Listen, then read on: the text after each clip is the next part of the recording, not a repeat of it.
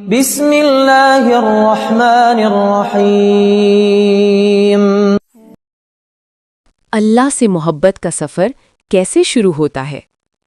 اگر آپ دنیا میں تمام تر آسائشیں، عنایتیں، محبتیں اور لذتیں حاصل کرنے کے بعد بھی وہ سکون حاصل نہیں کر پا رہے جس کی آپ کو تلاش ہے، تو پھر سمجھ جائیے کہ اس جہاں کے علاوہ بھی ایک اور جہاں ہے جو آپ کی روح کا اصل گھر ہے، جہاں آپ کی حقیقی رہائش ہے۔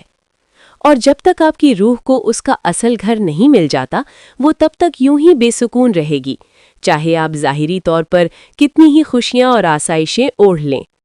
جس طرح ایک مسافر اپنے گھر پہنچ کر ٹھنڈی سانس لیتا ہے، بالکل اسی طرح آپ بھی اپنے گھر پہنچ کر ہی سکون حاصل کر سکیں گے۔ آپ کی روح کی یہ بے چینی آپ کی فطرت میں رکھ دی گئی ہے۔ یہ بے چینی تب تک ختم نہیں ہوگی جب تک اسے حقیقی ٹھکانہ نہیں ملے گا۔ جس طرح آپ کا اپنے دل کے دھڑکنے پر کوئی اختیار نہیں، بالکل اسی طرح آپ کا آپ کی روح کی بے چینی پر بھی کوئی اختیار نہیں۔ اس میں اللہ کی محبت ودیعت کر دی گئی ہے۔ جب تک آپ اس کو اللہ کی محبت کی طرف نہیں لے جائیں گے، یہ یوں ہی بھٹکتی رہے گی۔ اور اللہ کی محبت کا سفر شروع ہوتا ہے اللہ کی عبادت سے۔ جب آپ اللہ کی عبادت کرتے ہیں تو آپ کو بلندی عطا کر دی جاتی ہے، وہ بلندی جو آپ کا اعزاز ہے، لیکن آپ اس اعزاز کو بھول چکے ہیں۔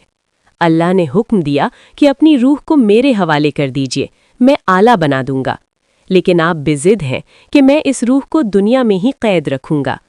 یہ ضد چھوڑ دیجئے، اس ضد کو چھوڑ دینے میں ہی آپ کا سکون ہے۔ لوٹ جانے دیجئے اپنی روح کو اس اصل کی طرف جہاں اس کا گھر ہے۔ ہونے دیجئے اسے خدا سے محبت کرنے والا، کیونکہ اسی محبت میں ہی اس کی زندگی ہے۔